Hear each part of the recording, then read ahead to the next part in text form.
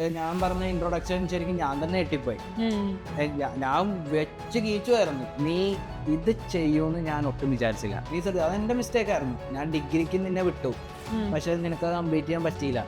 അപ്പോൾ ഞാൻ നോക്കുമ്പോൾ നിന്നെ കൊണ്ട് എന്തെങ്കിലും ചെയ്യാൻ പറ്റുമെങ്കിൽ നീ ചെയ്യും. ഇപ്പം എൻ്റെ കംബാക്ക് എന്ന് പറഞ്ഞാൽ അത് എനിക്ക് ഭയങ്കര പേഴ്സണലാണ്. ഇപ്പോൾ പഠിക്കില്ല, ഞാനൊരു പൊട്ടനാണ്, ഇങ്ങനെ കളിച്ചു കിടക്കുകയാണ്, ഒരിതുമില്ല. ഞാൻ മെഡിക്കൽ എടുക്കാൻ പോയ സമയത്ത് ഞാൻ ഓവർ വെയ്റ്റാ, 84 കിലോ ഉണ്ടായിരുന്നു. ഓവർ വെയ്റ്റാ. റൊട്ടേഷൻ വരുന്നത് 56-28. 2 മാസം ജോലി, 1 മാസം ലീവ്. അതിൽ നമുക്ക് ലീവ് സാലറി വരുന്നുണ്ട്. ഭൂരിഭാഗം പേർക്ക് ഇത് എന്താണെന്ന് തന്നെ അറിയില്ല.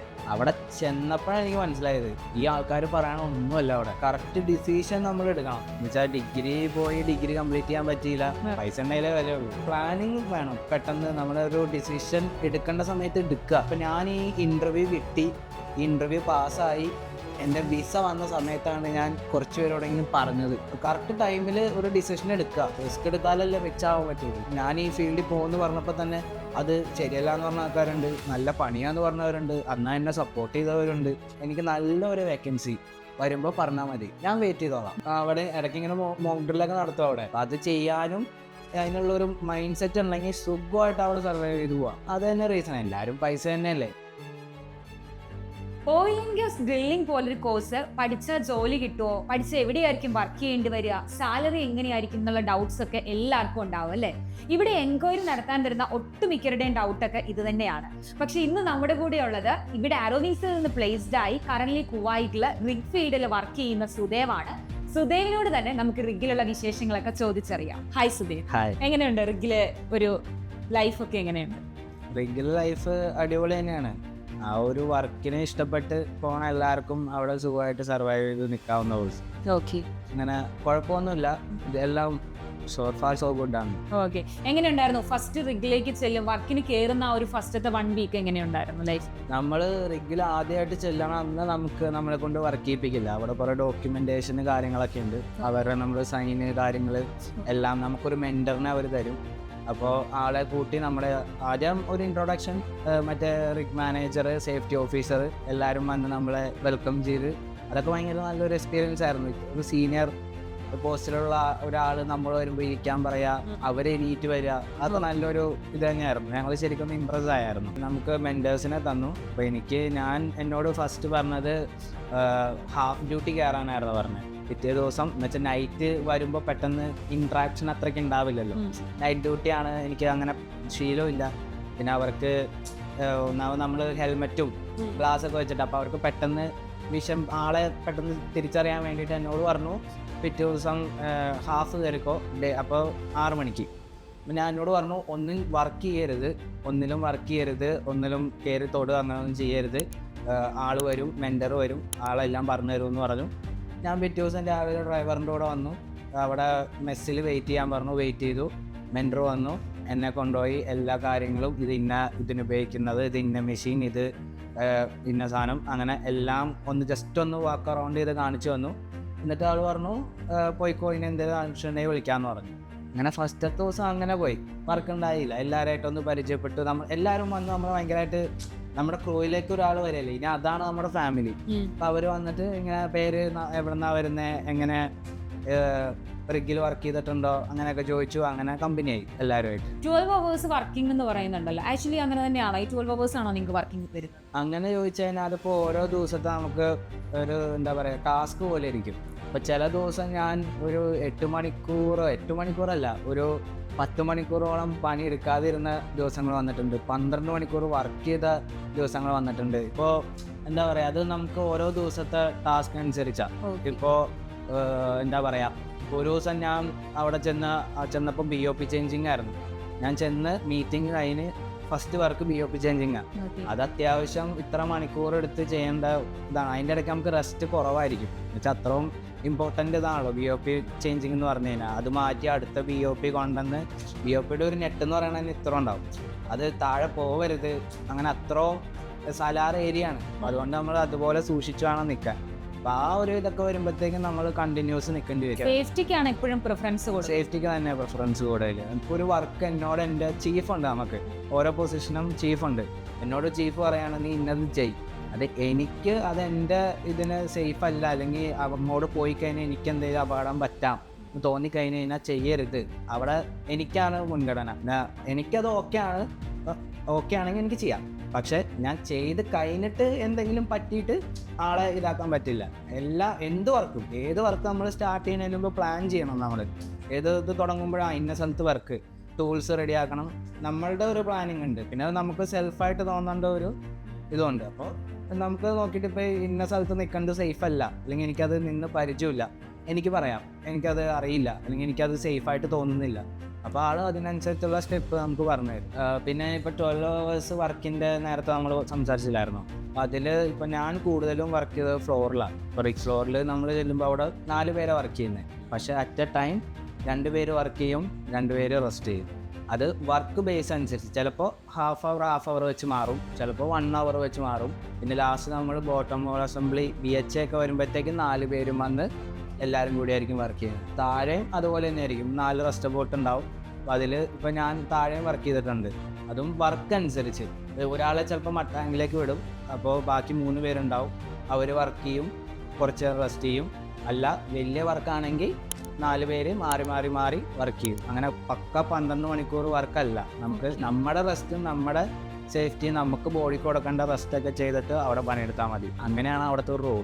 സീനിയേഴ്സ് ജൂനിയേഴ്സ് അങ്ങനത്തെ ഒരു ഈഗോ ക്രാഷ് ഒക്കെ ഉള്ള ഒരു ഏരിയ അങ്ങനെ ഒരു ഇതില്ല. പിന്നെ നമ്മുടെ ഒരു പേഴ്സണൽ ഒരു ബിഹേവിയർ പോലെ ഇരിക്കും.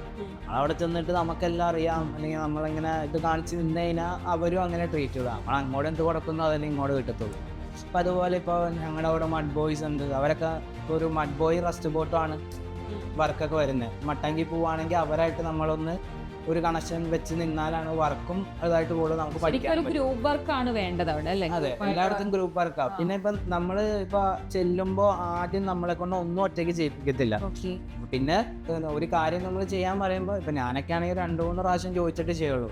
പക്ഷെ അത്രയും റിസ്ക് ചെയ്താണ്. ഒരു വാൾവ് ഞാൻ ഇങ്ങോട്ട് തിരിച്ചു കഴിഞ്ഞാൽ ചിലപ്പോൾ അത് പുറത്തേക്ക് പോകും, ശരിക്കും റൈറ്റിലേക്കായിരിക്കും തിരിക്കേണ്ടത്. അപ്പം അതൊക്കെ അങ്ങനെ ചോദിച്ച് അവരോടൊന്ന് നല്ല സ്നേഹത്തിൽ, എല്ലാവരോടും നല്ല സ്നേഹത്തിലൊക്കെ നിന്നതിനാൽ കുഴപ്പമില്ല. അല്ലാണ്ട് ഇങ്ങനെ ഈഗോ പ്രോബ്ലം അങ്ങനെ ഇപ്പം നമ്മൾ പലരും പല സ്ഥലത്തെ ആൾക്കാരാണ്. ഇപ്പം ഞങ്ങളുടെ അവിടെ പാകിസ്ഥാനികളുണ്ട്, ബംഗ്ലാദേശിൽ നിന്നുള്ള ആൾക്കാരുണ്ട്, ഇന്ത്യൻസ് ഉണ്ട്, ചൈനക്കാരുണ്ട്. എല്ലാവരായിട്ടൊന്ന് കമ്പനി ആയി പോയി കഴിഞ്ഞാൽ നമുക്ക് അവിടെ അല്ലാണ്ട് അടിയും വഴക്കും ഉണ്ടായി കഴിഞ്ഞ് കഴിഞ്ഞാൽ നമുക്ക് പ്രശ്നമാണ്. സേഫ്റ്റി നോട്ട് ചെയ്തതിന് ഒന്നില്ലെങ്കിൽ സാലറി കട്ട് ചെയ്യും, അല്ല ഭയങ്കര വലിയ പ്രശ്നമാണെങ്കിൽ ജോലി വരാൻ പോവാം. KOC റോളുണ്ട്, ഫൈറ്റും ഇതൊന്നും പാടില്ല. ഈ ഓൺഷോർ റിഗിലൊക്കെ വർക്ക് ചെയ്യുന്ന ഒരു തുറസായ സ്ഥലത്തൊക്കെ ആയിരിക്കും മെയിൻലി റിഗൊക്കെ വരുന്നത്. അപ്പോൾ ഈ ആടുജീവിതത്തിൽ ഒരു നജീബിന്റെ അവസ്ഥയൊക്കെ ആയിരിക്കും ആക്ച്വലി ഇവിടെ ഉണ്ടാവുക. അപ്പൊ അങ്ങനെ ചോദിച്ചു കഴിഞ്ഞാൽ ഇപ്പൊ എന്താ പറയാ, ശരിക്കും പറഞ്ഞു കഴിഞ്ഞാൽ ഒരു റിച്ച് ആയിട്ടുള്ള ഒരു ആടുജീവിതം എന്ന് പറയും. അതുപോലെ എന്ന് വെച്ചാൽ മെയിൻ ആയിട്ട് സ്ഥലം ഇപ്പൊ നമുക്ക് പ്രത്യേകിച്ചൊന്നും കാണാനില്ല. പാമ്പ്, എന്താ പറയാ, മറ്റേ അങ്ങനത്തെ ഒരു ഇങ്ങനെ പുല്ല്, പച്ചപ്പ് എന്ന് പറഞ്ഞ സാധനം ഇല്ല ഓൾറെഡി. ഇങ്ങനെ എങ്ങോട്ട് നോക്കിയാലും ഇങ്ങനെ പോലെ ഇങ്ങനെ മണല് കിടക്കാണ്. അപ്പൊ ശരിക്കും പറഞ്ഞാൽ നജീബിന്റെ ഒരു അവസ്ഥയല്ല, ആടുജീവിതമാണ് പക്ഷെ റിച്ച് ആണ്. നജീബിന്റെ അവസ്ഥയല്ല, കുറച്ച് റിച്ച് ലൈഫ്. അതെ ഉറപ്പായിട്ടും. എന്ന് വെച്ച് കഴിഞ്ഞാൽ ഇപ്പൊ എന്റെ ഇപ്പൊ പാക്കേജ് തന്നെ അങ്ങനെയാ. എന്താ പറയാ, എനിക്ക് up and down flight ticket കമ്പനിയാണ്. പിന്നെ എൻ്റെ അവിടുത്തെ അക്കോമഡേഷൻ എന്ന് പറഞ്ഞു കഴിഞ്ഞാൽ AC റൂമാണ്. ഇനിയിപ്പോൾ 2 പേര് വെച്ച് നിൽക്കുന്ന റൂമാണ്. പക്ഷേ ഞങ്ങളുടെ അവിടെ ഒരു നമ്മൾ ഇവിടെ നിന്ന് പോയ ഫ്രണ്ടിനെയും കൂടി ആഡ് ചെയ്ത് ഞങ്ങൾ 3 പേരുള്ള റൂമാണ് ഷെയർ ചെയ്യുന്നത്, 3 ബെഡാണ് ഷെയർ ചെയ്യുന്നത്. അല്ലെങ്കിൽ ഇപ്പോൾ ക്രൂ മാറുമ്പോൾ ഇനി ചെല്ലുമ്പോൾ ചിലപ്പോൾ ഞങ്ങൾ 2 പേര് മാത്രമേ ഉണ്ടാവുള്ളൂ. ഞാൻ ചെല്ലുമ്പോഴായിരിക്കും അവൻ വരുന്നത്. അങ്ങനെ കുഴപ്പമില്ല. പിന്നെ ഫുഡ് എല്ലാ ദിവസവും നോണാണ്, എല്ലാ ദിവസവും ചിക്കൻ ഇതൊക്കെ കഴിച്ചും അടുത്ത് സത്യം പറഞ്ഞു. അപ്പൊ ആക്ച്വലി ഈ റിഗ് ജോബ് എന്ന് പറയുന്നത് ഒരു നോൺ വെജ് കാറ്റഗറി മാത്രമുള്ള ആൾക്കാർക്ക് വേണ്ടിയിട്ടുള്ളതാണോ? അപ്പൊ വെജ് ആയിട്ടുള്ള ആൾക്കാർക്ക് ഇത് ചൂസ് ചെയ്യുമ്പോൾ ബുദ്ധിമുട്ടാവില്ല? ഒരിക്കലും അല്ല. ഇപ്പൊ അവിടെ ഇപ്പൊ നമ്മള് ഒരു വെജ് മാത്രം കഴിക്കുന്ന ഒരാൾ വന്നു കഴിഞ്ഞാൽ അവന് പറയാം, ഞാൻ ഇങ്ങനെ ഇപ്പൊ നമ്മുടെ കൂട്ടത്തിൽ പഞ്ചാബികളുണ്ട്, അവര് ബീഫ് കഴിക്കത്തില്ല. അപ്പോ അവർക്ക് ഇന്ന ദിവസം അവർക്കത് പറ്റില്ല എന്ന് പറഞ്ഞു കഴിഞ്ഞാൽ അവര് മാറ്റി ഫുഡ് തരും. എന്നുവെച്ചാൽ ഇപ്പോ ഞാൻ ഫിഷ് കഴിക്കത്തില്ല, അപ്പോൾ എനിക്ക് ഫിഷിന് പകരം എന്തെങ്കിലും പറഞ്ഞു കഴിഞ്ഞാൽ അപ്പോൾ അവർ ഓംലേറ്റ് തരും. പിന്നെ മലയാളിയാണ്, ഞങ്ങളുടെ അവിടെ ഫുഡിൻ്റെ കാര്യങ്ങളെല്ലാം നോക്കുന്ന മലയാളിയാണ്. അപ്പോൾ ആളോട് പറഞ്ഞു കഴിഞ്ഞാൽ ആൾ മാറ്റിത്തരും. അല്ലാതെ ഇങ്ങനെ നോൺ വെജ് കഴിക്കണവർ മാത്രം അങ്ങനെയൊന്നുമില്ല, വെജ് കഴിക്കണവർക്കും അവിടെ നിൽക്കാം. അത് എല്ലാ ദിവസവും നോൺ വെജും വെജും ആണ് ഫുഡ്. പിന്നെ അവിടുത്തെ റൈസ് നമ്മുടെ ഇവിടുത്തെ റൈസ് ഇപ്പൊ മോര് കൂട്ടാൻ ബീഫൊക്കെ കൂട്ടി അടിയാം, ഒരു കുഴപ്പമില്ല. എങ്ങനെയാ അപ്പൊ ഹെൽത്ത് കെയർ ഒക്കെ എങ്ങനെയാ വരുന്നത്? വർക്കൗട്ട് ഒക്കെ ചെയ്യാറുണ്ടോ? വർക്കൗട്ടൊക്കെ ചോദിച്ചാൽ ഇപ്പൊ അവിടെ നമ്മൾ വർക്ക് ചെയ്യുന്ന സമയത്ത് തന്നെ മെയിൻ ആയിട്ട് വർക്കൗട്ട് തന്നെയാണ്. നമ്മുടെ വർക്ക് തന്നെയാണ് നമ്മുടെ. അതെ, ഇപ്പൊ ഫ്ലോറിൽ നിൽക്കുന്ന സമയത്ത് എന്താ പറയാ, സ്ലിപ്പ് എടുക്കുക, സ്ലിപ്പ് ഇടുക, അതൊക്കെ വർക്കൗട്ട് തന്നെയാ. ഞാൻ അവിടെ ഞാനൊരു റൂമിൽ കണ്ടിട്ടുണ്ട്, ഒരു KOC റൂമിൽ ഞാൻ കണ്ടിട്ടുണ്ട് ജിമ്മിന്റെ എക്യുപ്മെന്റ്സ് ഒക്കെ ഇരിപ്പുണ്ട്. പിന്നെ അവിടെ ഡംബൽസ് അതൊക്കെ ഇരിക്കുന്നുണ്ട് അവിടെ. ഞങ്ങൾ അങ്ങനെ ചെയ്യാറില്ല, ഞങ്ങൾ ഓൾറെഡി വർക്കൗട്ടിങ് ആണല്ലോ, പിന്നെ ഇതാവശ്യമില്ല. റിഗ് ജോബിലോട്ടൊക്കെ പോകുമ്പോൾ എങ്ങനെയുണ്ടായിരുന്നു വീട്ടുകാരുടെ പ്രതികരണം? ഫാമിലി എനിക്ക് ഭയങ്കര സപ്പോർട്ടായിരുന്നു. ഇപ്പം അമ്മയൊക്കെ എന്നെ ഫുള്ള് സപ്പോർട്ട് ചെയ്ത അമ്മയൊക്കെ ആയിരുന്നു. ഞാനിങ്ങനെ ഇതിൽ പോകണം, ഞാൻ ആദ്യം ഇങ്ങനെ ഇതിനകത്തേക്ക് കയറണം എന്നായിരുന്നില്ല. എന്നുവെച്ചാൽ ഡിഗ്രി കംപ്ലീറ്റ് ചെയ്യാൻ പറ്റിയില്ല. പക്ഷെ അത് കഴിഞ്ഞ ആ ഒരു സമയത്ത് എന്നുവെച്ചാൽ കറക്റ്റ് നമ്മൾ പറയില്ലേ, കറക്റ്റ് ഡിസിഷൻ നമ്മൾ എടുക്കണം. അതെനിക്ക് എന്തോ ആ ഒരു ടൈമിൽ കറക്റ്റ് ആ ഒരു ഇത് വന്നു. എന്നുവെച്ചാൽ ഞാൻ ഒരു 3rd സെം എൻ്റെ പഠിച്ചുകൊണ്ടിരുന്ന സമയത്ത് ഒരു 3rd സെം 4th സെം ഒക്കെ ആയപ്പോഴത്തേക്കും ഞാനിങ്ങനെ വീട്ടിൽ പറഞ്ഞു, ഇങ്ങനെ എനിക്ക് തോന്നുന്നുണ്ട് ചിലപ്പോൾ ഇത് പറ്റത്തില്ല എന്ന്. അപ്പോൾ അപ്പോഴേ അവർക്ക് പ്രഷർ കയറി. എന്നുവെച്ചാൽ ഇവൻ ഇപ്പോഴേ ഇങ്ങനെ പറയുന്നു, ഇനി എന്താവും ഇവൻ്റെ ഭാവി എന്നൊന്നും അറിയില്ലല്ലോ. പക്ഷെ എനിക്ക് ആ ഒരു ടെൻഷൻ അപ്പോഴേ ഉണ്ടായിരുന്നു. എന്ന് വെച്ചാൽ എൻ്റെ കൂടെയുള്ള ഫ്രണ്ട്സ് അവർ പഠിച്ചു പോകുമെന്ന്, ഞാനിനി നിന്ന് പോവോ, അങ്ങനെയൊക്കെ ഒരു ചിന്ത ഉണ്ടായിരുന്നു. അപ്പോൾ ആ ഒരു സമയത്ത് ഇതേപോലെ ഞാൻ അപ്പം തൊട്ട് അന്വേഷിക്കാൻ തുടങ്ങി, എനിക്ക് എന്ത് ചെയ്യാം, അടുത്ത സ്റ്റെപ്പ് നമ്മളൊരു പ്ലാൻ വേണമല്ലോ. അങ്ങനെ പ്ലാൻ ചെയ്ത് ഇങ്ങനെ 2-3 കോഴ്സൊക്കെ തീരുമാനിച്ചു. അപ്പൊ അങ്ങനെയാണ് ഇതിനകത്തേക്ക് എത്തിയത്. റിഗിൽ ശരിക്കും പ്രോപ്പർ ആയിട്ടൊരു ഡ്രസ് കോഡ് ഒക്കെ ഉണ്ടോ? പ്രോപ്പർ യൂണിഫോം ഉണ്ട് നമുക്ക് വരുന്നത് കവറോൾ എന്ന് പറഞ്ഞു കഴിഞ്ഞാൽ ജാക്കറ്റും പാൻസും ആയിട്ടാണ് വരുന്നത്. അല്ലാണ്ട് വേറെ റിഗിൽ ഫുൾ കവറോളാന്ന് തോന്നുന്നു. ഞാൻ വർക്ക് ചെയ്യുന്ന സ്ഥലത്ത് ജാക്കറ്റും പാൻസും ആണ്. പിന്നെ നമുക്ക് അവിടെ റിഗിൽ വർക്ക് ചെയ്യുമ്പോൾ നമുക്ക് എന്തായാലും ഒരു പ്രോപ്പർ PPE ഉണ്ടാവും, ഹാൻഡ് ഗ്ലൗസ് ഉണ്ടാവും, ഗ്ലാസ് വരും, പിന്നെ ബോട്ട്സ് വരും, അതൊക്കെയാണ്. പിന്നെ നമ്മൾ മറ്റേ ഓരോ വർക്ക് അനുസരിച്ച്, ഇപ്പോൾ മട്ടാങ്കിൽ ക്ലീനിങ് വർക്കൊക്കെ ആണെങ്കിൽ റബ്ബർ ബൂട്ട് ഇടണം, റബ്ബർ ഗ്ലൗസ് ഇടണം, അങ്ങനെയൊക്കെ. ഈ റിഗ് ജോബിനൊക്കെ പോകുന്ന ആൾക്കാരുടെ ദേഹത്ത് ടാറ്റു അടിക്കുക, ടാറ്റു ഒക്കെ ഒരു സീനാണോ? ടാറ്റു ഒന്നും അങ്ങനെ വിഷയമൊന്നുമില്ല. ഇപ്പൊ അവിടെ കവറോൾ ഇടുമ്പോൾ നമ്മള് ഫുള്ള് ഇത്രയും കവറല്ലേ. പിന്നെ അവിടെയും എയർപോർട്ടിൽ അങ്ങനെ എല്ലാവരും ചോദിക്കുന്നത്, എയർപോർട്ടിൽ പ്രശ്നമാണോ ടാറ്റു? ഒരു വിഷയമില്ല, കുഴപ്പമുണ്ടായിരുന്നു. അതിന് ഒരു ക്വസ്റ്റ്യൻ പോലും ഉണ്ടായിട്ടില്ല. റിഗ് ഫീൽഡിലൊക്കെ വർക്ക് ചെയ്യുന്നതിൽ ലേഡീസ് ഭയങ്കര കുറവാണല്ലേ ഈ ഒരു ഫീൽഡിൽ? ആക്ച്വലി നിങ്ങളുടെ റിഗിൽ ലേഡീസ് ഒക്കെ ഉണ്ടോ? ലേഡീസ് ഉണ്ട്, ക്രൂയിലില്ല. പക്ഷേ ഈ മഡ് ലോഗിങ്ങിൽ അവിടെ ഒരു പ്രാവശ്യം ഞാൻ നോക്കുമ്പോൾ ഒരു പെൺകൊച്ചു പോകണ്ടായിരുന്നു.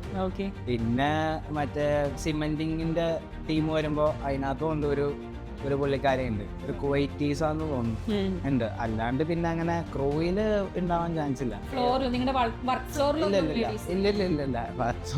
ഫ്ലോറിലൊന്നും ലേഡീസ് ഇല്ല. ആക്ച്വലി അവർക്ക് ഓപ്പർച്യൂണിറ്റീസ് ഉണ്ടോ ഈ ഒരു ഫീൽഡ്? അവർ ആക്ച്വലി വരാത്തതാണോ അതോ ഇങ്ങനെ ഒരു ഫീൽഡ് ലേഡീസിന് അലൗഡ് അല്ലേ? ഓപ്പർച്യൂണിറ്റീസ് ഒക്കെ ഉണ്ട്. ഇപ്പൊ ഞാൻ പറഞ്ഞില്ലേ, ഈ മഡ് ലോഗിങ്ങിൽ വരാം, അല്ലെങ്കിൽ ഈ മറ്റേ സിമെന്റിങ്ങിന്റെ ടീമില് ഒരാളുണ്ട്, KOCയിലുണ്ട്.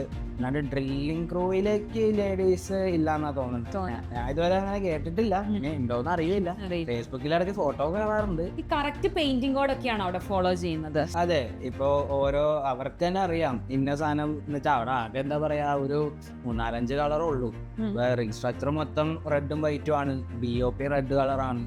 പിന്നെ അതേപോലെ എന്താ പറയാ റെസ്റ്റിംഗ് ഏരിയ വൈറ്റ് കളറ്. പിന്നെ ഈ അവരുടെ അല്ലറ ചില്ലറ ചില സാധനങ്ങളുണ്ട്, മാത്രം ബ്ലൂ അടിക്കുവര്, അങ്ങനെയുള്ളൂ. അല്ല കുറച്ച് കളേഴ്സ് മാത്രമേ ഉള്ളൂ. പിന്നെ നമ്മുടെ മറ്റേ യെല്ലോ ബ്ലാക്ക് മറ്റേ ഇതിൽ വയ്ക്കുന്ന അത് ഇടയ്ക്ക് പെയിന്റ് ചെയ്യാൻ കാണാറുണ്ട്.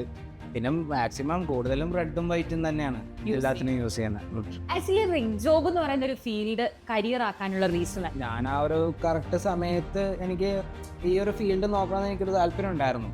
പിന്നെ ഇങ്ങനെ ഞാൻ പറഞ്ഞില്ലേ, കുറേ ഞാൻ ഈ ഒരു ഫീൽഡിലേക്കാണ് പോണേന്ന് പറഞ്ഞപ്പോൾ കുറേ പേർക്ക് എന്നുവെച്ചാൽ ഭൂരിഭാഗം പേർക്കും ഇത് എന്താണെന്ന് തന്നെ അറിയില്ല. അതും മെയിനായിട്ടുള്ളൊരു പോയിന്റ്. പിന്നെ പലരും ഈ പറഞ്ഞ് കേട്ടതാണ് നമ്മളോട് പറയണം, അവിടെ അങ്ങനെ പണിയാണ്, ഇങ്ങനെ പണിയെടുത്ത് ഇതാവും. അവിടെ ചെന്നപ്പോഴാണ് എനിക്ക് മനസ്സിലായത് ഈ ആൾക്കാർ പറയണ ഒന്നുമല്ല, അവിടെ ഫുൾ ഡിഫറെൻ്റ് ആണ്. പിന്നെ ഏറ്റവും ഫസ്റ്റ് ഈ ഒരു റിഗിന്റെ എൻ്റെ ഒരു കരിയർ ആക്കാനുള്ള ഒരു കാരണം എന്ന് തന്നെ പറഞ്ഞു കഴിഞ്ഞാൽ സാലറി, ഹൈലി പെയ്ഡ് സാലറിയാണ്. എന്താ പറയാ, ഇപ്പൊ എൻ്റെ റൊട്ടേഷൻ വരുന്നത് 56-28 2 മാസം ജോലി 1 മാസം ലീവ്. അതിൽ നമുക്ക് ലീവ് സാലറി വരുന്നുണ്ട്. പിന്നെ നമുക്ക് 6 മാസം കൂടുമ്പോൾ സേഫ്റ്റി ബോണസ് വരുന്നുണ്ട്. അല്ലാണ്ട് നമ്മൾ എക്സ്പീരിയൻസ് ആകുമ്പോൾ നമുക്ക് ബോണസ് കയറും. അത് തന്നെയാണ് ഹൈ സാലറിയാണ് നമുക്ക് ഈ ഒരു ഫീൽഡിൽ. അത് തന്നെയാണ് റീസൺ. അത് തന്നെ റീസൺ. എല്ലാവരും പൈസ തന്നെയല്ലേ, പൈസ ഉണ്ടെങ്കിലേ വിലയുള്ളൂ. എന്തൊക്കെ പറഞ്ഞാലും മണി ക്യാൻ ബൈ ഹാപ്പിനെസ്, അത്രേ ഉള്ളൂ. റിഗില് നിങ്ങൾ മെയിൻ ആയിട്ട് ഫേസ് ചെയ്യുന്ന ഒരു ഹെൽത്ത് ഇഷ്യൂ എന്താ? ക്ലൈമറ്റ് അവിടെ ഒരു ഇഷ്യൂ തന്നെയാണ്. ഇപ്പോൾ ഇവിടെ നമ്മളിവിടെ എന്താ നല്ല മഴ കാലാവസ്ഥയാണ്. അവിടെ ഇതിന്റെ നേരെ തിരിച്ചാ. അവിടെ ഇപ്പോ വെയിലെന്ന് പറഞ്ഞു കഴിഞ്ഞാൽ ഇപ്പൊ 50+ ആണ് തോന്നുന്നു. അത്രയും വെയിലുണ്ട്. പിന്നെ എന്താ പറയാ, ഇപ്പൊ അതും ഞാൻ പറഞ്ഞു, ഇപ്പൊ ചിലപ്പോ ഒരു ദിവസത്തെ വർക്ക് പോലെ ഇരിക്കും. ചിലപ്പോ നമുക്ക് കേസിങ്ങിന്റെ പൈപ്പിന്റെ അവിടെ വർക്കെങ്കിൽ തീരുമാനമായി നമ്മള് വെയിലത്തായിരിക്കും. പക്ഷെ ഞാൻ പറഞ്ഞില്ല, റെസ്റ്റ് ഉണ്ട്. ഒരു ദിവസം എനിക്ക് ഒരു പ്രശ്നം പറ്റി എന്ന് വെച്ചാൽ എനിക്ക് റിലീവിന് ആരും ഉണ്ടായില്ല. ഞാൻ അവിടെ നിന്ന് വർക്ക് ചെയ്യേണ്ടി വന്നു. പക്ഷെ കുറച്ച് നേരത്തേക്ക് എനിക്ക് കാലിന്റെ ഇടയിൽ ഇങ്ങനെ ചെറിയൊരു പെയിൻ പോലെ വന്നു. ഞാൻ കുറെ കഴിഞ്ഞ് ഞാൻ ചെന്ന് നോക്കിയപ്പോഴത്തേക്കും നല്ലോണം റെഡായി, നല്ല രീതിയിൽ റെഡായി. പക്ഷെ ഞാനത് അവിടെ പറഞ്ഞപ്പോൾ അവർ എന്നെ വഴക്ക് പറഞ്ഞു, നീ എന്തുകൊണ്ട് വന്ന് റെസ്റ്റ് എടുത്തില്ല? നിനക്ക് മാറി വരാൻ ആളില്ലെങ്കിൽ നീ വന്ന് റെസ്റ്റ് ചെയ്യണം എന്നാ പറഞ്ഞത്. നമ്മുടെ സേഫ്റ്റി നോക്കുക. പക്ഷെ നമ്മൾ ആദ്യമായിട്ട് ചെന്നോണ്ട് ഇനി ഇതിവിടെ ഇട്ടിട്ട് പോയി കഴിഞ്ഞാൽ പ്രശ്നമാവും നമുക്കറിയില്ലല്ലോ. പക്ഷെ ആള് പറഞ്ഞെന്താ, നീ അത് ചെയ്തോ, പക്ഷെ നിനക്ക് റെസ്റ്റ് വേണ്ടപ്പോൾ നീ പൊക്കോ, അതാണ് ഉദ്ദേശിച്ചത്. പക്ഷെ ഞാൻ വിചാരിച്ചു എനിക്ക് ചേഞ്ച് ചെയ്യാൻ ആരെങ്കിലും വരുമെന്ന് വെച്ച് ഞാൻ അവിടെ തന്നെ നിന്നു. ഒരു 2 മണിക്കൂറത്തോളം നിന്നു. പക്ഷെ ഞാൻ പിന്നെ വെച്ചത് എന്ത് ഇവന്മാര് ഈ വെയിലായിട്ടും നമ്മൾക്കൊന്ന് റെസ്റ്റ് പോലും തന്നില്ലല്ലോ എന്ന് വിചാരിച്ചു. പക്ഷെ ആൾ ഉദ്ദേശിച്ചത് നീ വർക്ക് ചെയ്യുക, പോയി റെസ്റ്റ് ചെയ്യുക, വർക്ക് ചെയ്യുക, റെസ്റ്റ് ചെയ്യുക, അതാ ഉദ്ദേശിച്ചത്. നമുക്ക് ആവശ്യമുള്ള റെസ്റ്റ് നമ്മൾ എടുക്കുക, ശേഷം വർക്ക് ചെയ്യുക. അപ്പൊ അത്രേ ഉള്ളൂ. പിന്നെ ഇപ്പൊ എന്താ പറയാ, സാൻഡ് സ്റ്റോം വരും ചില സമയത്ത്. പക്ഷെ ആ സമയത്തൊക്കെ ചിലപ്പോൾ വർക്ക് നിർത്തി വെക്കും, ഇത്ര മിനിറ്റ് ഒക്കെ ചിലപ്പോൾ നിർത്തി വെക്കും. അല്ലെങ്കിൽ നമ്മളോട് റൂമിൽ ഇരിക്കാൻ പറയും, അങ്ങനെ. പിന്നെ ഞാൻ യാർഡിലുണ്ടായിരുന്ന സമയത്ത് നേരെ ഇതുപോലെ തണുപ്പായിരുന്നു, നല്ല തണുപ്പ് സമയമായിരുന്നു. മറ്റേ ഹൈസ് മഴയൊക്കെ പെയ്തിട്ടുണ്ട് ആ സമയത്തൊക്കെ. അങ്ങനത്തെ ഒരു സിറ്റുവേഷൻ വരുമ്പോൾ നമ്മളെല്ലാരും സേഫ് ആണോ എന്ന് നോക്കും. സേഫ്റ്റിക്ക് നമ്മൾ എപ്പോഴും പ്രിഫറൻസ് കൊടുക്കുന്നുണ്ടല്ലേ? അപ്പൊ അതിന്റെ ഒരു റീസൺ എങ്ങനെയാ? കാരണം ഇപ്പൊ അടുത്തിങ്ങനെ അതിനായിട്ട് തുടങ്ങിയ ഒരു ഇൻസിഡന്റ് എന്തെങ്കിലും ഓർമ്മയിലുണ്ടോ? പിന്നെ ഈ അടുത്തൊരു അടിപൊളി ഇൻസിഡന്റ് ഉണ്ടായി. ഞാൻ ഇതുപോലെ റെസ്റ്റ് റൂമിൽ വെയിറ്റ് ചെയ്യായിരുന്നു. അപ്പോ ഇതുപോലെ അവിടെ ഇതടിച്ചു, വാണിംഗ് ലൈറ്റ് അടിച്ചു. അപ്പൊ ഒന്നാമത് നമ്മളിങ്ങനെ ഈ പാകിസ്ഥാൻ ഇന്ത്യ യുദ്ധം എന്നൊക്കെ പറഞ്ഞ് ഇരിക്കണ സമയമായിരുന്നു. അപ്പൊ ഞാൻ അവിടെ വാഷ്റൂമിൽ ഇരിക്കുന്ന സമയത്ത് പെട്ടെന്നൊരു ഫുള്ള് അലാറം അടിക്കാം. അപ്പൊ ഞാൻ ഇതിപ്പോ എണീറ്റ് ഓടണോ അതോ ഇവിടെ തന്നെ ഇരിക്കണോ എന്താന്ന് അറിയില്ല. ഞാൻ കുറച്ച് കഴിഞ്ഞപ്പോഴത്തേക്കും എന്റെ പൊന്നീനും വല്ല പേടിപ്പാന്നൊക്കെ വിചാരിച്ച് വേഗം എണീറ്റ് ഓടി. അപ്പൊ അവര് പറഞ്ഞിട്ടുണ്ട്, എന്ത് വന്നാലും അങ്ങനെ ഓടിപ്പോയാ പോയതാ, നമുക്ക് എങ്ങോട്ടാന്ന് അറിയത്തില്ലല്ലോ, ആ ഏരിയ വിട്ടു പോയാൽ പ്രശ്നമാണ്.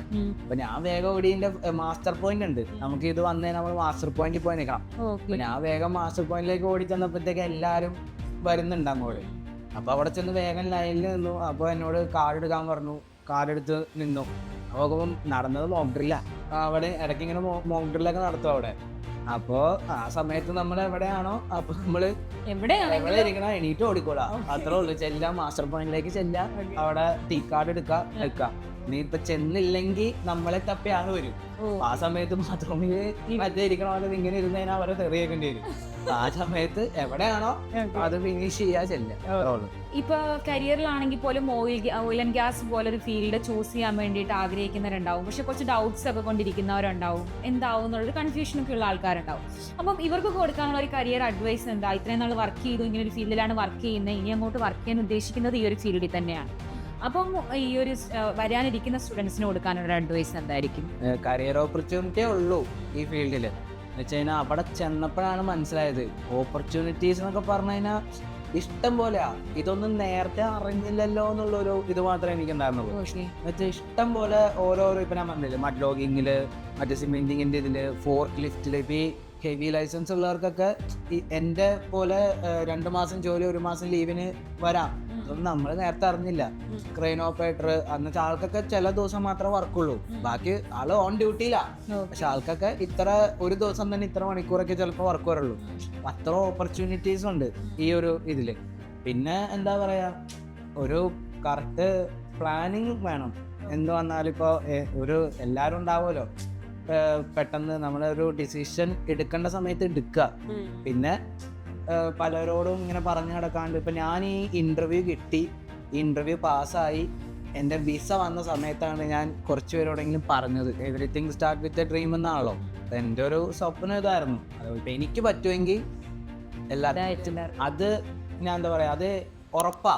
എന്നുവെച്ചാൽ ഞാൻ ഒരു ഇല കണ്ട എടുത്തു മാറ്റാത്ത ഒരാളായിരുന്നു. അവിടെ ചെന്ന് ഞാൻ ചെയ്ത വർക്കുകളും കാര്യങ്ങളും ഇപ്പോൾ എനിക്ക് പറ്റുമെങ്കിൽ എല്ലാവർക്കും പറ്റും. പിന്നെ ആ ഒരു മൈൻഡ് സെറ്റ്, നമ്മുടെ വർക്ക് ഇതാണ്, ഇപ്പോൾ മാൻ പവർ യൂസ് ചെയ്തിട്ടുള്ള വർക്കാണ്, അപ്പോൾ അത് ചെയ്യാനും അതിനുള്ളൊരു മൈൻഡ് സെറ്റ് ഉണ്ടെങ്കിൽ സുഖമായിട്ട് അവിടെ സർവൈവ് ചെയ്ത് പോവാം, ഒരു ഇഷ്യൂ ഇല്ല. പിന്നെ അതുപോലെ ഓപ്പർച്യൂണിറ്റീസും ഉണ്ട്. ഇനിയും എനിക്ക് തോന്നുന്നു ഇനിയും വരും കാലം സാലറി ഇനി ഇൻക്രീസ് ആവുമെന്ന് എനിക്ക് തോന്നുന്നുണ്ട്. ഈ ഒരു ഫീൽഡ് കുറയത്തില്ല എന്ന് വെച്ചാൽ ഇപ്പം തന്നെ ഇത്ര ഇപ്പം ജസ്റ്റ് ഒരു ഇത് പറയുകയാണെങ്കിൽ ഇപ്പം ഞാൻ വർക്ക് ചെയ്യുന്ന എൻ്റെ സൈറ്റിൽ ഒരു വർഷത്തേക്കുള്ള വെല്ല് ഇപ്പോഴേ അടിച്ചു വെച്ചേക്കുക. അപ്പോൾ ഒരു വർഷത്തേക്ക് ഓൾറെഡി വെല്ല് അടിച്ചു വെച്ചേക്കുക. ഞങ്ങൾ ആ ഒരു ഏരിയയിലായിരിക്കും. അതുപോലെ ആയിരിക്കുമല്ലോ പല റിഗുകളും. അതുപോലെ ഇനി ഇത്ര കൊല്ലത്തേക്കുള്ള എന്തോ ഇവിടെ ഉണ്ടെന്നൊക്കെയാണ് കേട്ടേക്കുന്നത്. അതുകൊണ്ട് ഈ ഫീൽഡും ഇതൊക്കെ ഇഷ്ടംപോലെ ഓപ്പർച്യൂണിറ്റീസ് ഉണ്ട്. പിന്നെ കറക്റ്റ് ടൈമിൽ ഒരു ഡിസിഷൻ എടുക്കുക, അല്ലാണ്ട് ഇപ്പൊ എന്താ റിസ്ക് എടുത്താലല്ലേ വെച്ചാവാൻ പറ്റുള്ളൂ. അതുപോലെ ആ ഒരു മൈൻഡ് സെറ്റ് വേണം. ഇപ്പൊ ഞാനിപ്പോൾ അതുപോലെ നിന്നൊരു സ്റ്റേജ് ഉണ്ടായിരുന്നു. ഇപ്പൊ പഠിക്കില്ല, ഞാനൊരു പൊട്ടനാണ്, ഇങ്ങനെ കളിച്ചു നടക്കാണ്, ഒരിതുമില്ല. ആ പറഞ്ഞ ആൾക്കാരെ മുമ്പിൽ ഇപ്പം ഞാൻ അതേ ഇരിക്കുമ്പോൾ എനിക്ക് ഓപ്പോസിറ്റ് അത് ഫീൽ ചെയ്യാം. ഞാൻ പറയണ്ട, എനിക്ക് ഫീൽ ചെയ്യാതെ എങ്ങനെയാണ് ട്രീറ്റ് ചെയ്യുന്ന കാര്യങ്ങളൊക്കെ. അതുപോലെ ഓരോരുത്തർക്കും ഓരോ ഏവ് ഉണ്ടാവും. എനിക്കിപ്പോൾ ഞാൻ പറയാം, ഇപ്പം ഈ ഇതിന് വന്നപ്പോൾ തന്നെ എനിക്കെല്ലാം മുടക്കായിരുന്നു. ഫസ്റ്റ് തന്നെ എൻ്റെ സ്റ്റാർട്ടിങ് തന്നെ ഞാൻ ഇതിൻ്റെ വിസയ്ക്ക് അപ്ലൈ ചെയ്ത് സാർ എന്നോട് മെഡിക്കൽ എടുക്കാൻ പറഞ്ഞു. ഞാൻ മെഡിക്കൽ എടുക്കാൻ പോയ സമയത്ത് ഞാൻ ഓവർ വെയ്റ്റാ, 84 കിലോ ഉണ്ടായിരുന്നു ഞാൻ, ഓവർ വെയ്റ്റാ. എന്നോട് സാറ് പറഞ്ഞത്, എടാ അത് നീ ശ്രദ്ധിക്കണമായിരുന്നു, നീ ഈ ഫീൽഡിന് പോണ ആളാണ്, നീ ശ്രദ്ധിക്കുക. അതെൻ്റെ മിസ്റ്റേക്കായിരുന്നു. എന്നോട് പറഞ്ഞു, നിനക്ക് ഒരു 2 മാസം തികച്ചില്ല, എന്തെങ്കിലും കാണിച്ച് നീ കുറയ്ക്ക്, അല്ലെങ്കിൽ നിന്നെ റിജക്റ്റ് ആക്കുക വരും. അപ്പോൾ ഞാൻ എൻ്റെ മൈൻഡ് എന്താ, ഇത് കുറയ്ക്കുക. വേഗം അവിടെ അടുത്തുള്ള ജിമ്മിൽ ചെന്നു, ഫിറ്റ്നസ് സ്റ്റുഡിയോ എന്ന് പറഞ്ഞ ജിമ്മിൽ ചെന്നു. അവരോട് കാര്യം പറഞ്ഞു, എനിക്കിങ്ങനെ വിസയ്ക്ക് ജോലി റെഡിയായി നിൽക്കുകയാണ്. അത് പറഞ്ഞിട്ടും കാര്യമില്ലല്ലോ, ഞാൻ വർക്കൗട്ട് ചെയ്യണ്ടേ. വർക്കൗട്ട് ചെയ്തു. ഞാൻ എത്ര മാസം കൊണ്ട്, ഒന്നര മാസമല്ല, 1 മാസം കൊണ്ട് ഞാൻ 11 കിലോ വെയിറ്റ് കുറച്ചു. പിന്നെ പോയി മെഡിക്കൽ കിട്ടി. അതാ പറഞ്ഞത്, അത് എനിക്കൊരു ഏമുണ്ട്. ഞാൻ എല്ലാവരോടും, ഇപ്പം എന്നോട് ഇത് ചോദിക്കണവരോടും ഞാൻ തന്നെ പറയുന്നത്, ഒരു തീരുമാനം എടുത്താൽ അത് ഫോളോ ചെയ്യും. അല്ലാണ്ട് ഇപ്പം പലരും പല ഇതാ പറഞ്ഞുതരാം. ഇപ്പം ഞാൻ ഈ ഫീൽഡിൽ പോകുമെന്ന് പറഞ്ഞപ്പോൾ തന്നെ അത് ശരിയല്ല എന്ന് പറഞ്ഞ ആൾക്കാരുണ്ട്, നല്ല പണിയാന്ന് പറഞ്ഞവരുണ്ട്, അന്നാ എന്നെ സപ്പോർട്ട് ചെയ്തവരുണ്ട്. അതെല്ലാം നമ്മുടെ ഡിസിഷനാണ്. ഞാൻ ആ ഡിസിഷൻ എടുത്തു. ഇപ്പോൾ എൻ്റെ എന്താ പറയുക, ഇപ്പം റീൽസിലൊക്കെ ഉള്ള പോലെ ഇപ്പം എൻ്റെ കഥയിൽ ഞാൻ നായകൻ തന്നെ, അത്രേ ഉള്ളൂ.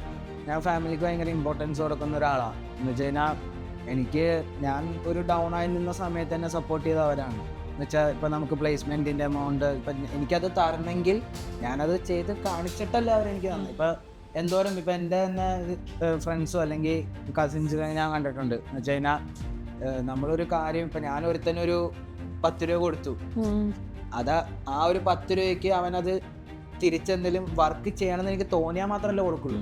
അത് വെറുതെ നടക്കണവനും അലമ്പായി നടക്കണവനും കൊടുക്കത്തില്ല.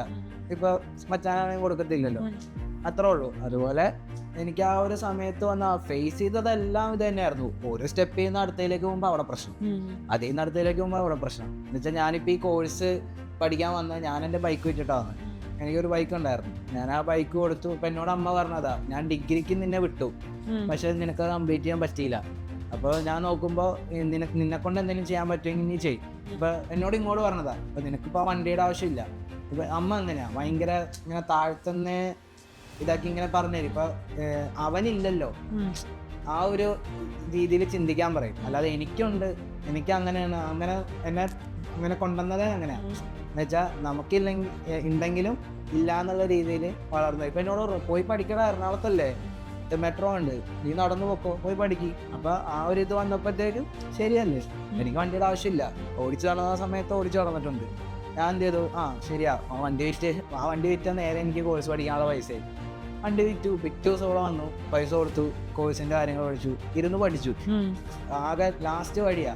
ഇപ്പോൾ ദീപു സാറിൻ്റെ ക്ലാസ്, ഞാൻ ഉണ്ടായിരുന്ന സമയത്ത് ദീപു സാറും കെവിൻ സാറിൻ്റെ ക്ലാസ്സൊക്കെ ആയിരുന്നു. ക്ലാസ് മിസ് ചെയ്യാണ്ട് ഫസ്റ്റ് ബെഞ്ചിൽ തന്നെ ഇരുന്ന്, അധികം ഫ്രണ്ട്സൊക്കെ ഉണ്ട്, പക്ഷെ എന്നാലും കൂടുതൽ ശ്രദ്ധ ഇതിൽ കൊടുത്ത് പഠിച്ചു. ഡ്രില്ലിങ്ങിൽ നല്ല മാർക്ക് കിട്ടി. എന്ന് വെച്ചാൽ ഞാൻ ഇവിടെ ഇപ്പോഴും എൻ്റെ ഇവിടെയുള്ള ജോയിൻ ആവുന്ന പിള്ളേരെ വിളിക്കുന്നുണ്ട്. 6 മാസം കോഴ്സ് കഴിഞ്ഞിട്ട് എത്ര മാസം എടുത്തു പ്ലേസ്മെൻറ്റ് കിട്ടാൻ. ഞാൻ അവരോട് ആദ്യം പറയുന്ന ഒരു കാര്യമുണ്ട്, ഈ 6 മാസം കോഴ്സിൽ 5 മാസം കൊണ്ട് വിത്ത് എക്സാം വരെ എഴുതി തീർക്കാൻ പറ്റും. ഇപ്പം എൻ്റെ കൂട്ടത്തിൽ പഠിച്ചവരുണ്ട്, ഇപ്പോഴും എക്സാം എഴുതാത്തവരുണ്ട്, വെറുതെ നടക്കുന്നവരുണ്ട്, കോഴ്സ് നിർത്തിപ്പോയവരുണ്ട്. അത് ഞാൻ പറയാം, നമുക്കൊരു മൈൻഡ് സെറ്റ് ഉണ്ടെങ്കിൽ നമുക്ക് തരും. ഞാൻ കറക്റ്റ് 6 മാസത്തിന് മുമ്പേ ഞാൻ എൻ്റെ എക്സാം എല്ലാം കഴിഞ്ഞു, മറ്റേ ക്ലാസ് എല്ലാം ഫിനിഷ് ചെയ്തു, എല്ലാം പക്കയായിരുന്നു. അത് കഴിഞ്ഞിട്ടാണ് ഞാൻ പ്ലേസ്മെൻറ്റിൻ്റെ ഇതിനു വേണ്ടി പ്ലേസ്മെൻറ്റിന് ഞാൻ വെയിറ്റ് ചെയ്തു. ഞാൻ പറഞ്ഞില്ലേ, നമുക്കൊരു ക്ഷമ വേണം. എല്ലാം ചാടിക്കേറി പൊക്കോ, കുഴപ്പമില്ല, അത് ഞാൻ പറഞ്ഞില്ല, ഡിസിഷൻ എടുക്കണമായിരിക്കും. പക്ഷേ എൻ്റെ കാര്യത്തിൽ ഇപ്പം ഞാൻ ഇവരോട് ചോദിച്ചു, എനിക്ക് നല്ലൊരു വേക്കൻസി വരുമ്പോൾ പറഞ്ഞാൽ മതി, ഞാൻ വെയിറ്റ് ചെയ്തോളാം, ഞാൻ പ്രഷർ ചെയ്തില്ല. എന്നുവെച്ചാൽ നമ്മൾ പ്രഷർ കൊടുത്തു കഴിഞ്ഞാൽ അവര് വരുന്നത് എന്നുവെച്ചാൽ ഇപ്പൊ ഒരാളിങ്ങനെ പ്രഷർ ചെയ്തുകൊണ്ടിരിക്കുക, അപ്പൊ വരുന്ന അവന് കൊടുക്കാം, അവനിങ്ങനെ ചോദിക്കുന്നുണ്ട്. പക്ഷെ അതിനും നല്ലത് എനിക്ക് പറ്റിയ എന്നുവെച്ചാൽ സാറിന് അറിയാം എന്റെ കേപ്പബിലിറ്റി എന്താണെന്ന് സാറിന് അറിയാം. ഞാൻ സാറിനോട് ഇത്ര പറഞ്ഞത്, എനിക്ക് പറ്റിയ ഒരു വേക്കൻസി തരിക, സാറിന് തോന്നുമ്പോൾ മതി, ഞാൻ വെയിറ്റ് ചെയ്തോളാം. പക്ഷെ അപ്പോഴും ഞാൻ വെറുതെ ഇരുന്നില്ല, ഞാൻ പണിക്ക് പോയി. ഞാൻ ലുലുവില് പണിക്ക് പോയിട്ടുണ്ട്, വർക്കിന് പോയിട്ടുണ്ട്, ഫാഷൻ കണ്ടൊരു കടയില് സെയിൽസിൽ നിന്നിട്ടുണ്ട്, പിന്നെ ഡെന്റൽ അസിസ്റ്റന്റ് ആയിട്ട് നിന്നിട്ടുണ്ട്. ഞാൻ ടൈം വേസ്റ്റ് ചെയ്തില്ല. അത് കഴിഞ്ഞാൽ പിന്നെ ഈ വിസ വന്നപ്പോഴാണ് ഞാൻ ജോലി നിർത്തിയത്. എന്നോട് സാറ് പറഞ്ഞു, വിസ വന്നിട്ട് നീ ജോലി നിർത്തിയാൽ മതി. അങ്ങനെ പിന്നെ ഇത് നിർത്തി, പിന്നെ വിസ വന്നു, കാര്യങ്ങളെല്ലാം സെറ്റായി. അപ്പോഴാണ് ഞാൻ പറയുന്നത് എല്ലാവരോടും, ഞാൻ പോവാന്ന് പറഞ്ഞപ്പോൾ എല്ലാവർക്കും അത്ഭുതമായി. നീ അപ്പോൾ ഇത്ര പെട്ടെന്ന് നീ പോവാണോ? ഞാൻ പറഞ്ഞു, ഇങ്ങനെ പഠിച്ചു. എൻ്റെ ആകെ കുറച്ച് ക്ലോസ് ഫ്രണ്ട്സിനോട് മാത്രമേ പറഞ്ഞുള്ളൂ. അവരും എന്നെ സപ്പോർട്ട് ചെയ്യണവരാ. അവരിപ്പോൾ ഞാൻ എങ്ങനെയാണ് നടന്നതെന്ന് അവർക്കറിയാം, കോളേജിൽ ഉണ്ടാകുന്ന സമയത്തും. അപ്പോൾ അവർക്കും അത്ഭുതം, നീ ഇങ്ങനെ മാറിപ്പോയല്ലോ. അവർക്ക് സന്തോഷമുള്ളൂ. പറയല്ലോ, നമ്മൾ ഒരാൾ നന്നാവുമ്പോൾ കൂടെ അവനും നന്നായെന്ന് ആഗ്രഹിക്കുന്നവരും ഉണ്ട്, അല്ലാത്തവരുണ്ട്. പക്ഷെ എനിക്ക് കിട്ടിയതൊക്കെ അങ്ങനത്തെ ആൾക്കാരാണ്. അപ്പോൾ എന്നെ സപ്പോർട്ട് ചെയ്ത് പോയി, നന്നായി വാ എന്നൊക്കെ പറഞ്ഞാൽ അങ്ങനെ കയറിപ്പോയി. അവിടെ ചെന്ന് ഇപ്പോൾ സെറ്റാണ്, ഓൾ സെറ്റാണ്, കുഴപ്പമൊന്നുമില്ല, അടിപൊളിയായിട്ട് പോകുന്നു. ഇപ്പം ഞാൻ പറഞ്ഞില്ല, ഇപ്പോൾ ഇനി ഞാൻ എൻ്റെ വീട് ഇപ്പോൾ നോക്കുന്നത് ഞാനാ. അത് ഞാൻ എന്ന് വെച്ചാൽ എനിക്കത് നോക്കാൻ പറ്റും. അത് ഞാൻ അഹങ്കാരത്തിൻ്റെ വഴിയിൽ പറയണല്ല, എനിക്ക് നോക്കാൻ പറ്റും. അത് ഞാൻ പണിയെടുത്ത് ഞാൻ പൈസ ഉണ്ടാക്കിയതാണ്, എനിക്ക് നോക്കാൻ പറ്റും എൻ്റെ വീട്. ഞാൻ അമ്മ പറഞ്ഞിട്ടുണ്ട്, ഇപ്പം ഇത്ര സേവ് ചെയ്യുക, എല്ലാം അമ്മ അങ്ങനെയാ, എല്ലാം എന്നോടാ പറഞ്ഞേക്കുന്നത്. നീ സേവ് ചെയ്യുക, നീ നിൻ്റെ ഫ്യൂച്ചറിലേക്കുള്ളത് മാറ്റി വയ്ക്കുക, പിന്നെ നീയാണ് ഇനി വീടിൻ്റെ. അപ്പോൾ നമുക്ക് കിട്ടുമ്പോൾ ഒരു പവറാണല്ലോ. അപ്പോൾ ഞാൻ പറഞ്ഞു, ശരി അമ്മേ, ഞാൻ ഏറ്റെടുത്തത്. വീട്ടിലേക്കുള്ള ആവശ്യങ്ങളെല്ലാം ഞാൻ തന്നെയാണ് നോക്കുന്നത്. നമ്മൾ സ്വന്തമായിട്ട് പൈസ ഉണ്ടാക്കില്ല. ഞാൻ എല്ലാവരോടും പറയണതാ, വീട്ടിൽ നിന്ന് പൈസ കിട്ടി എത്ര നാള് വീട്ടുകാരുടെ അണ്ടറിൽ നിൽക്കും. ഇപ്പം ഞാൻ ഇപ്പോൾ ഒരു ചെറിയൊരു എക്സാമ്പിൾ പറഞ്ഞുതരാം. ഇപ്പോൾ ഞാൻ വീട്ടിൽ നിന്ന് പുറത്തേക്ക് പോവാം, എൻ്റെ ബൈക്കിൽ ഒരു പെട്രോൾ അടിക്കണമെങ്കിൽ ഞാൻ വീട്ടിൽ ചോദിക്കണം, ഒരു 200 രൂപ 300 രൂപ. അതേ പകരം നമ്മളെല്ലാവരും കൂടിയും പോകുമ്പോൾ ഞാൻ പമ്പിൽ കയറ്റി ഒരു 2000 രൂപയ്ക്ക് പെട്രോൾ അടിച്ചേക്കും. അത് രണ്ട് വ്യത്യാസമുണ്ട്. പിന്നെ നമുക്ക് കിട്ടുന്ന ഒരു റെസ്പെക്റ്റ് എന്ന് വെച്ചാൽ, ഞാൻ പറഞ്ഞില്ലേ, പൈസ ഉണ്ടെങ്കിൽ അവിടെ വിലയുള്ളൂ, പൈസ ഇല്ലെങ്കിൽ ഒരു വിലയില്ല ഈ കാലത്ത്. ശരിയാണ്. ഇപ്പോൾ പെൺകുട്ടികൾ വരെ നല്ല പഠിച്ചൊക്കെ പോണ സമയം. പണ്ടൊക്കെ ആയിരുന്നെങ്കിൽ നമുക്ക് പെൺകുട്ടികൾ ഉണ്ടാവുമായിരുന്നു. ഇപ്പോൾ ഒരു കല്യാണമൊക്കെ ആലോചിക്കുമ്പോഴൊക്കെ ഒരു ചെക്കന് നല്ല ജോലി, പെണ്ണിന് ഇതില്ലെങ്കിലും കുഴപ്പമില്ല. പക്ഷെ ഇപ്പം നേരെ തിരിച്ചാ, പെൺപിള്ളേരൊക്കെ പഠിച്ച് ടോപ്പാണ്, മനസ്സിലായോ? ഇപ്പം കമ്പാരിസൺ വരെ വന്നുകൊണ്ടിരിക്കുക. അതാ ഞാൻ പറഞ്ഞത്, പൈസ ഉണ്ടെങ്കിൽ എവിടെ വിലയുള്ളൂ.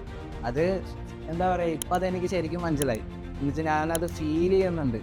എങ്ങനെയാണ് നമുക്ക് ആ ഇല്ലായിരുന്ന സമയത്തും നമ്മൾ ഇപ്പം തിരിച്ച് വന്ന സമയത്തും. ഇപ്പം എൻ്റെ കംബാക്ക് എന്ന് പറഞ്ഞാൽ അത് എനിക്ക് ഭയങ്കര പേഴ്സണലാണ്. എനിക്ക് അങ്ങനെ ആയിരുന്നു. എന്ന് വെച്ചാൽ തിരിച്ച് ഒരു പൈസ ഉണ്ടാക്കി വരണം എന്ന് വെച്ചാൽ ഞാൻ കഷ്ടപ്പെട്ടിട്ട് പൈസ ഉണ്ടാക്കിയത്. ഇപ്പം ഞാൻ അവിടെ ചെന്ന് വെറുതെ ഇരുന്ന് പൈസ ഉണ്ടാക്കിയതല്ല. അവർ ഞാൻ പറഞ്ഞില്ല, മാൻ പവർ യൂസ് ചെയ്തുള്ള വർക്ക് തന്നെയാണ്. പക്ഷേ എനിക്ക് എനിക്ക് പറ്റുമെങ്കിൽ എല്ലാവർക്കും പറ്റും. ആ ഒരു ഡിസിഷൻ എടുക്കുക. പിന്നെ അധികം എല്ലാവരോടും ഇങ്ങനെ ഞാൻ ഇന്നത് ചെയ്തു അങ്ങനെയല്ല. നമ്മൾ ചെസ്സ് കളിക്കുമ്പോൾ നമ്മൾ മിണ്ടായിരുന്നു കളിക്കും ഇല്ലേ, ലാസ്റ്റ് ഒരു ചെക്ക് മാത്രമേ വെക്കുള്ളൂ, അപ്പോൾ മാത്രമേ നമ്മൾ പറയുള്ളൂ. അതുപോലെ ലാസ്റ്റ് നമ്മളെല്ലാം ചെയ്ത് കളിച്ച് ലാസ്റ്റ് നമ്മൾ ജയിക്കാറാകുമ്പോൾ നമ്മൾ ചെക്ക് വെക്കും. അതേപോലെ ഞാൻ അപ്പോഴേ പറഞ്ഞുള്ളൂ, എടാ എൻ്റെ വിസ വന്നു, എനിക്കിനൊന്നുമില്ല, ടിക്കറ്റ് കിട്ടിയാൽ മതി.